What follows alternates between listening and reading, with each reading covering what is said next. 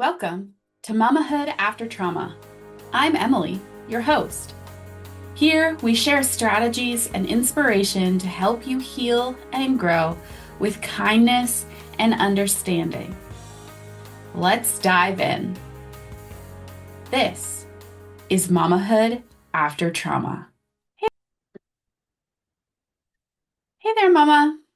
Before we dive in, I want to remind you to grab your Unlocking Peace Guide, a free resource designed to help you start creating calm, reclaim your peace, and manage your triggers with ease. Head over to my website, the link is in the show notes, to download it now. Hello, Mama, and welcome to this episode of the Mamahood After Trauma podcast. I'm so excited that you have taken some time out of your day to tune in and listen to this episode. Today we are joined by, oh boy, I'm scared I'm going to butcher it. Gadriel. Galadriel. Galadriel. Galadriel. I'm Yeah. so sorry. Uh, Okay. welcome. Thank you so much for having me, Emily. I'm honored to be here. Well, it's a pleasure to have you. So, let's just dive in, shall we? What what brought you to working in the trauma recovery space? Well, that's a big It's a big, question it's a to big yeah, question. it's a big question to unpack. Well, let's see.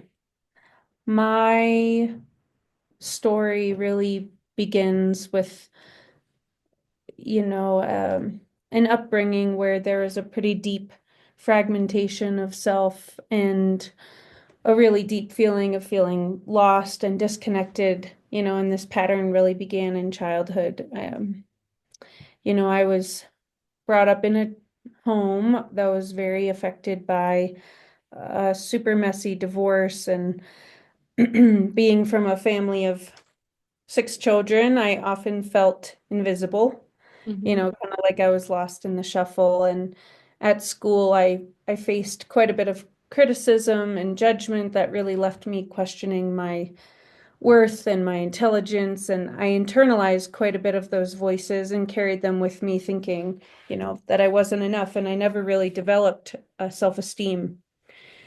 So around 17, I moved out of my family home and I went to attend an alternative high school seeking a space where I could really breathe and be myself. And it was a big step towards Hmm. healing and actually cultivating a self-esteem. It was a beautiful school based in multiple intelligences. And so it kind of gave me a space to feel seen and to feel heard. And Um, but life had more lessons for me. And that same year, I actually fell asleep at the wheel of my car, commuting Hmm.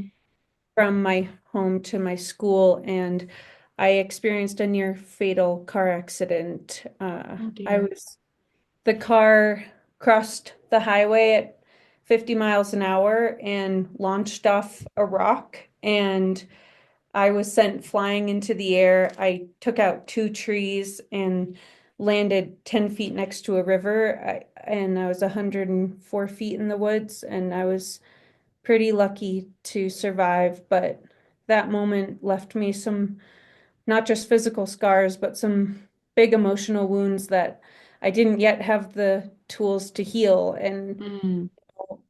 that was when I was a junior in high school. And over the years, life really kept presenting me with a lot of challenges, including I was hit by a car on my bicycle probably three times. I gave up my license when I went to college because, in unpacking a lot of this, I realized I didn't really trust myself after that accident. Like I didn't trust myself to keep myself safe.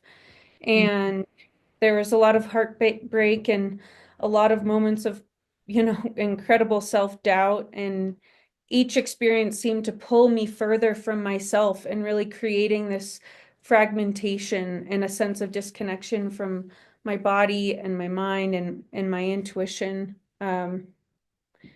So it was, I won't, I don't need to go into all of the details of all of this, but I am trying to, paint a picture that when when I began not having a cultivated self-esteem and then having these accidents where, I'm the driver in my Hmm. car and then there's a disconnect and I can't trust myself to keep myself safe. Like, how do I keep that inner me safe?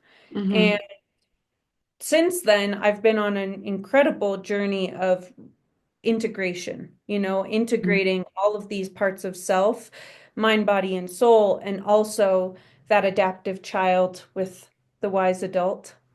Um, Yeah. Yeah. yeah. Wow. That's a lot. Um, so what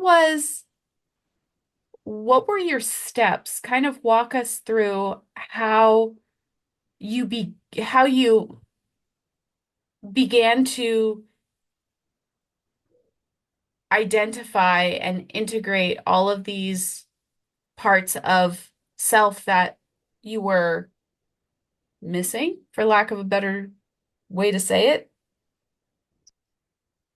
Well, when I was around that same age, 17,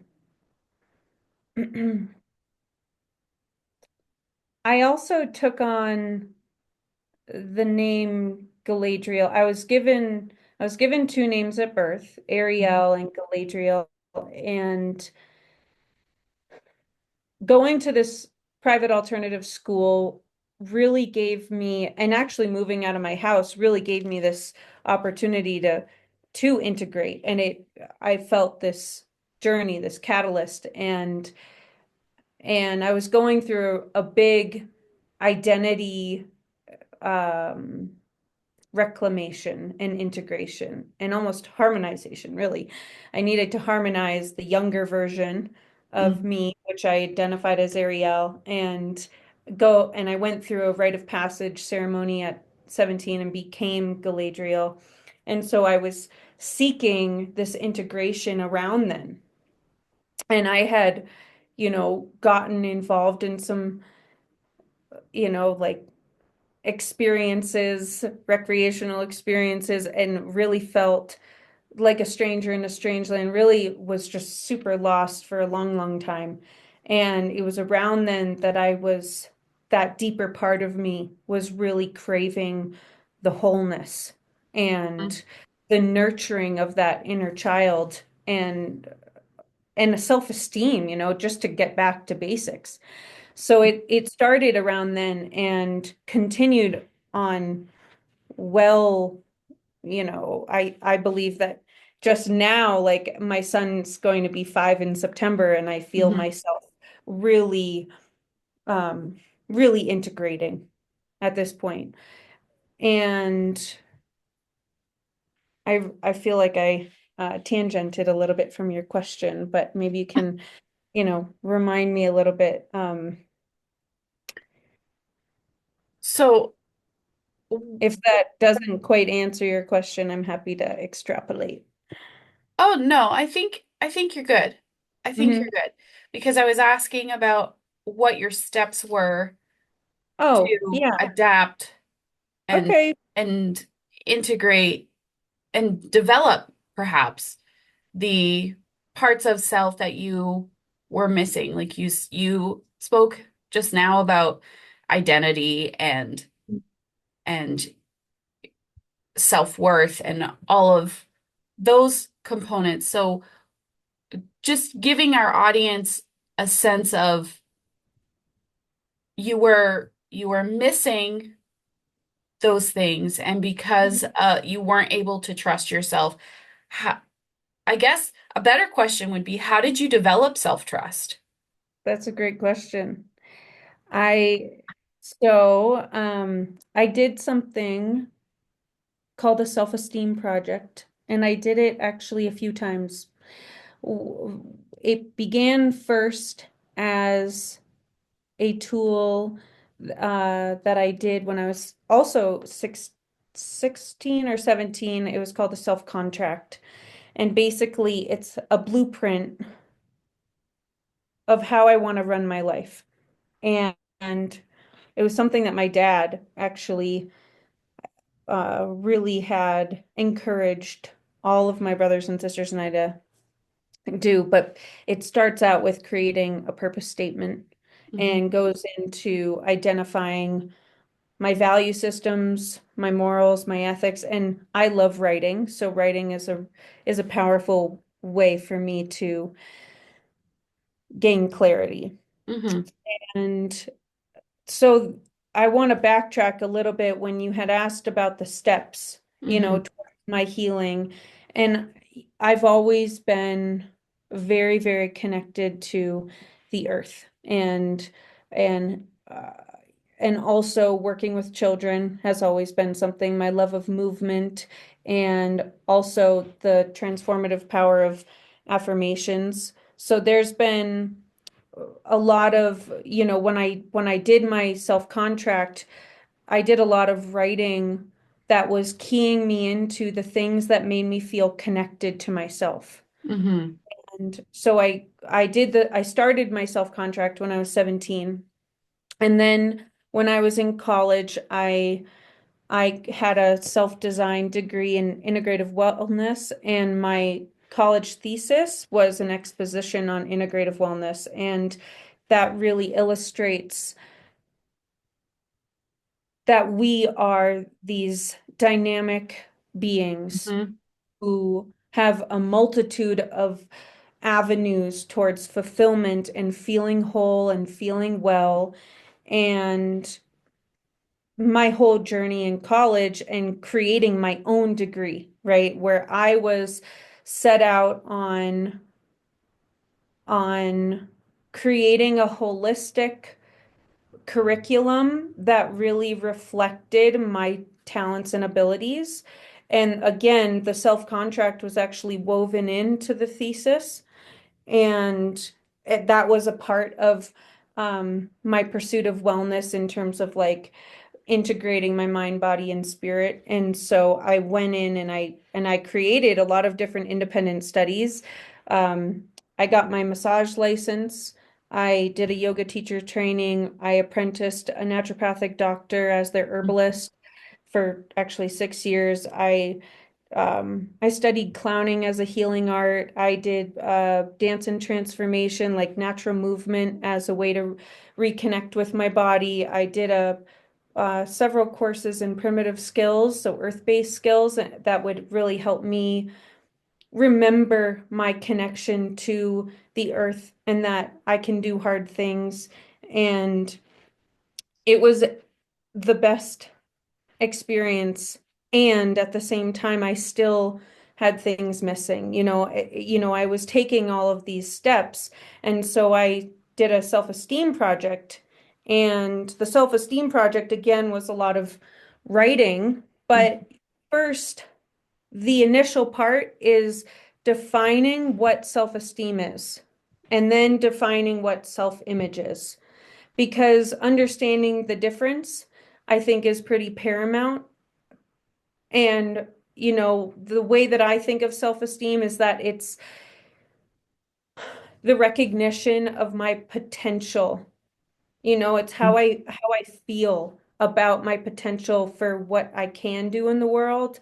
And self-image, I believe, is, how I'm seen, or how I think I'm seen, or how I think Mm-hmm. I'm being perceived. And then there's a list of questions which include what gives people self-esteem in general, and Mm-hmm. then what gives me self-esteem, and then what are ways in which I can heal my self-esteem. And Mm-hmm. it really restores that empowerment in the individual to identify what we are naturally good at, and Mm-hmm. what we naturally feel connected to. Like, for me, a really big one has been cold plunges. I go into nature, and I have a very special spot in the creek, in the woods. I live in Colorado.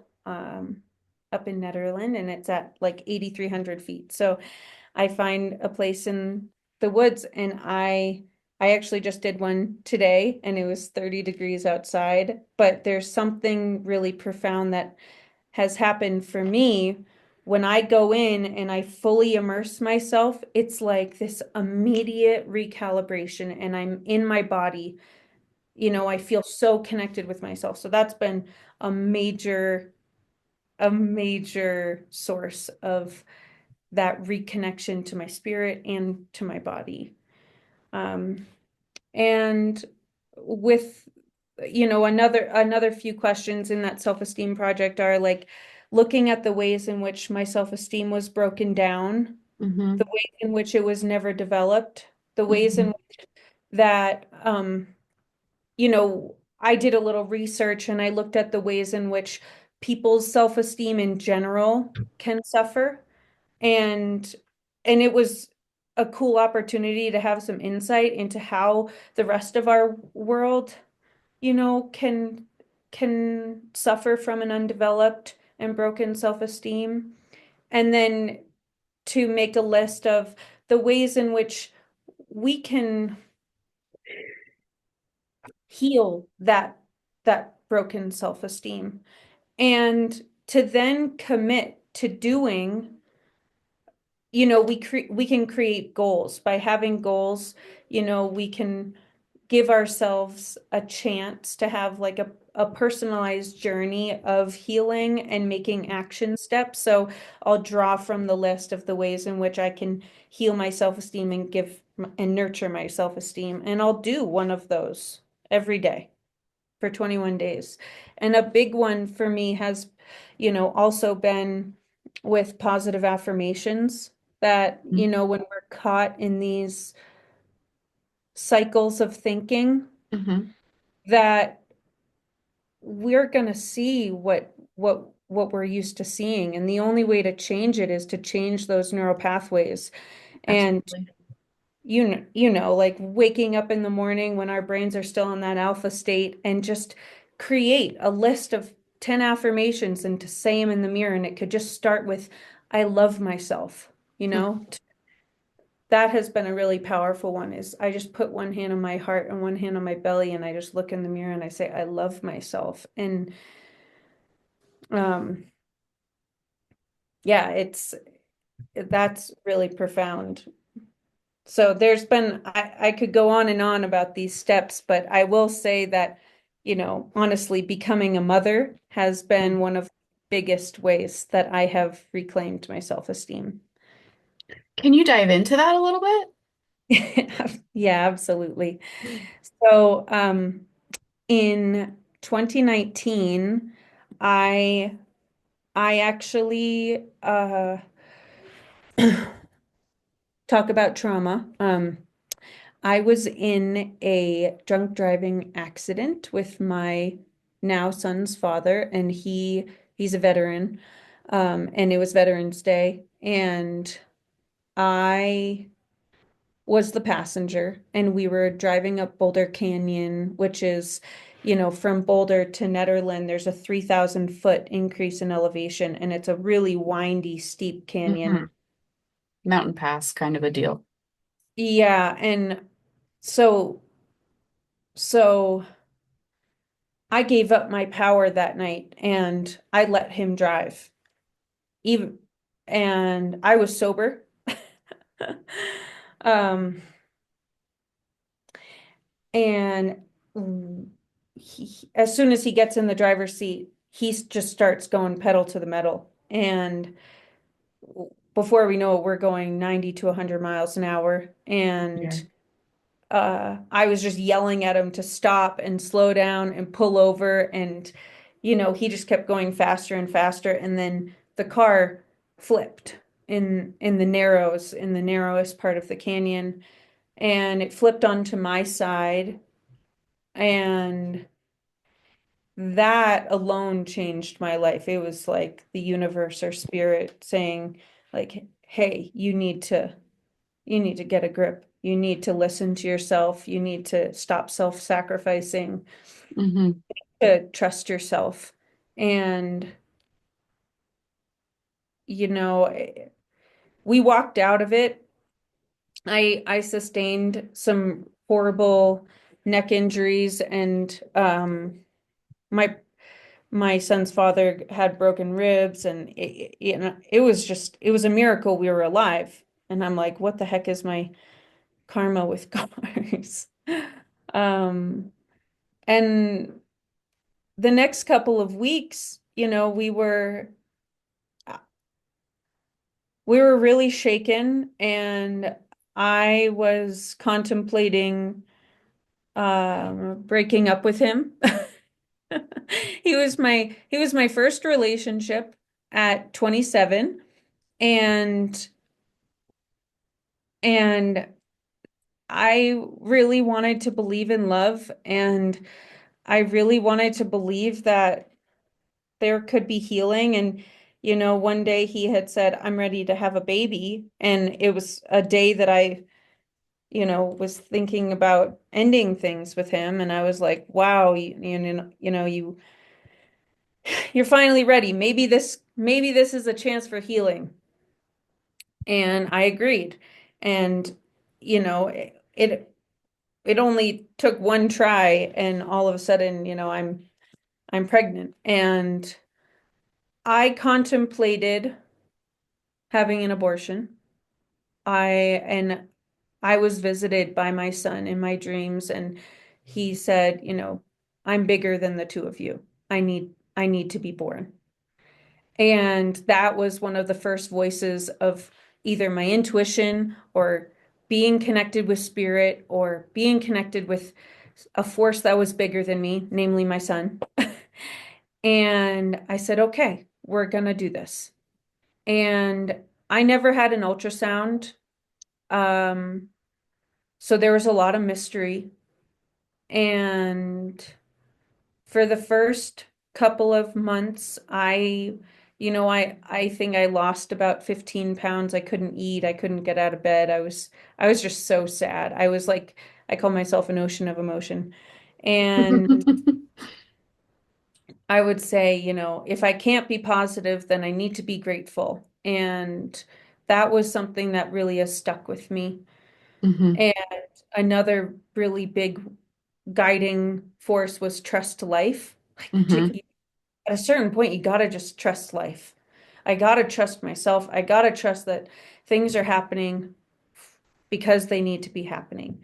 And Atlas, that's the name of my son, the whole journey of my pregnancy was all about trust, was all about gratitude, was all about connecting with the unknown, was all about tuning in to my internal knowing and my intuition. It was like I I would journal to him every day. I because I'm a body worker, massage was paramount. I was really connected with herbalism and integrative wellness, and so, learning how to trust my whole life that was spent in healthcare, right? And how to nurture something within me. And I was nurturing two children. I was nurturing my own inner child, and I was Hmm. nurturing this physical being. And it was the most powerful experience of reclamation of self, of claiming myself. Hmm. I don't even know if I was reclaiming, because I was at the first time in my life being like, I'm tuning into my inner knowing now. And right before Atlas was born, I had asked my dad, he delivered all five brothers and sisters and me. And, I still was really on shaky ground with my son's father, and I was going to have a home birth. And I didn't, I really wanted my dad to be around in case there was an emergency. I didn't want to go to a hospital. I had never been to a hospital, actually until I was 21 when I broke my leg, but I've stayed away, and I really believed in the innate power of the mother. And I remember watching all of these videos of childbirth while I was pregnant, and I was watching all these videos of human mamas in hospitals, and there was so much fear mongering. There's so much pressure, there's bright lights, and I know that this isn't possible for everyone. So this was just my experience. But then when I started watching YouTube videos of animals giving birth in nature, and I saw this giraffe, like this giraffe mama, like a baby being dropped from 5 feet or something, and all of a sudden it's like they're born. And I watched this mama bear just like walk herself into the forest and went to a dark place by herself and just give birth. And that is what really helped me access like some ancient wisdom of the mom, of the collective mom, that we've been doing this since the beginning of time. And anyways, I went on this whole journey, right? This is all, how do we trust ourselves? And how does motherhood influence our ability to trust ourselves? Because that relationship between the mom and the baby, it's like when we feel so alone and isolated in the world, it's like the only one that could ever know is the baby Mhm. inside. So when I was feeling so lonely, I would just put my hands on my womb and talk to my baby. And the day that Atlas was born, he came like apparently 3 weeks before the projected due date. And 3 days before he came, um, I was talking to my sister Anjanea, and she's a mama of two. And she said, Galadriel, it could be just you and me. You don't need dad. You don't need anybody else. You got to trust in that ancient wisdom, and we can do this. And there was it was like I needed to go through it without my dad. Because I had relied on him for my identity and my self-worth and all of that for years. And I was like, no, I got to be the one that validates and believes in myself. And 3 days later, after I had this really sweet little blessing way, it was like midnight, and I was bleeding a little bit. And I don't know if you want to hear my childbirth story. I don't, is that is that TMI? Yeah, maybe a little bit.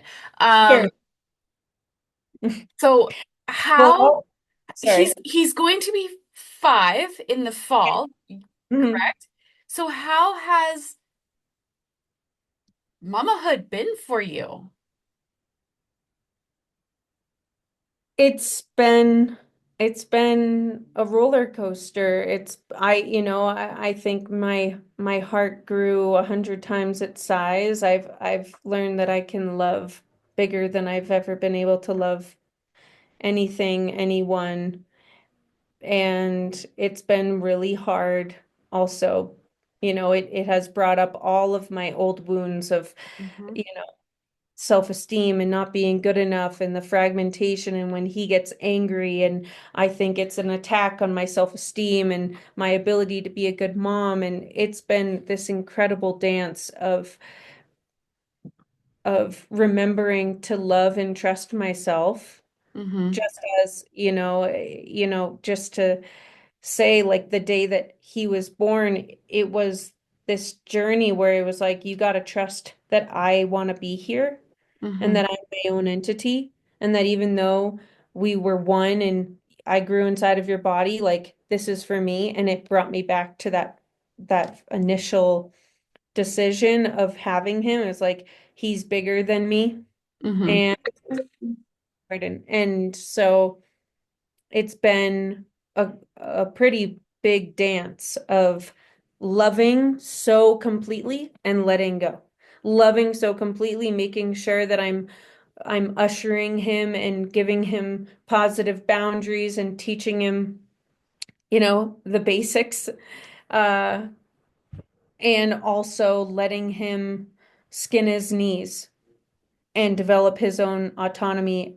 And while that is all happening, I need to model self-trust. I need to model self-love and self-acceptance, and joy for life, you know? Hmm. So it's been big. I don't know Yeah. how moms are able to, like my mom had 6 kids. I'm like, I have no idea how we do it and maintain our sanity. Yeah. Yeah. So, what is one tip that you can share, gift to the mama listening right now? Hmm. Well, highlighting these words, integration and reconnection, to integrate means to bring all of those fragmented parts of yourself back into wholeness. It's about learning to listen to your body again and to honor your emotions without judgment and to create a sense of safety within yourself. It's about recognizing that the little person inside of you who felt invisible, unworthy, or unloved deserves to be seen, to be heard, and to be cared for. And with that theme, how we can nurture our child within and how to nurture our own child, I think that what has really helped for me is an inner child reconnection. So the exercise is a visualization, and I think visualization is a wonderful tool as well as positive affirmations. And so, you know, first, if you'd like to do this exercise with me and the mamas want to, then I'd love to share it with you. And so you begin with having one hand on your belly or one hand on your heart and one hand on your heart. And to imagine the younger version of yourself, the person who felt hurt or scared or alone, Hmm. and picture them standing in front of you and to take a moment to kneel down and look into their eyes and to say to them, I see you, I love you, you are safe with me. Hmm. I see you, I love you, you are safe with me. And to just hold that little version in your arms and feel the warmth of that connection. Because this presence and this practice is a way of reclaiming the parts of ourselves that we've left behind and really creating a safe home within. Because we can't change the past, but we can choose to not be crippled by our trauma. Hmm. We as these autonomous and beings and on a path of being a wise adult have this opportunity to heal our inner child by empowering ourselves to create a safe space, by to say, hey, it's safe with me. To give yourself that hug, to visualize yourself, and something that has been so powerful. Like every time before I want to snap at my son or be nasty or be frustrated because he's not listening or he's not doing what I need him to do, I think to myself, how would that 4-year-old want to be talked to? Hmm. How would that 4-year-old want to be seen? And it has changed my relationship with myself and my son. Like immediately, I see an immediate response. And that's not to negate that our kids need boundaries. Hmm. We still need that. But to really have that practice, whether it's when I'm alone and to Hmm. just like put one hand on my heart and my belly, like that simple act is Hmm. me claiming the connection with myself and me holding my adaptive child in love and in safety, and then Hmm. moving forward with that love and connection and that trust to be able to guide our children. Yeah, that is so powerful to remember how you felt as a child and connect with that changes how you speak to your children. It is immensely powerful. Mhm. Thank you for sharing that. How can our listeners connect with you if they would like to do so? Well, I actually have I have a website. Hmm. If they'd like to visit my website, it's www.wellnesswithgaladriel.com. I also have a YouTube channel where I actually just released my first album. It's called Remedy, and it's an original compilation of music that basically is designed to reconnect us with ourselves through nature, through music, through the incredible power of healing therein. And so I'm on Bandcamp and YouTube, and uh, you can reach out to me directly with my email. But yeah. Awesome. Thank you so much for joining me today on the podcast, Galadriel. It was a pleasure to hear your story and your journey through healing. It was a complex one, and I'm so grateful that you have shared it with us. Thank you.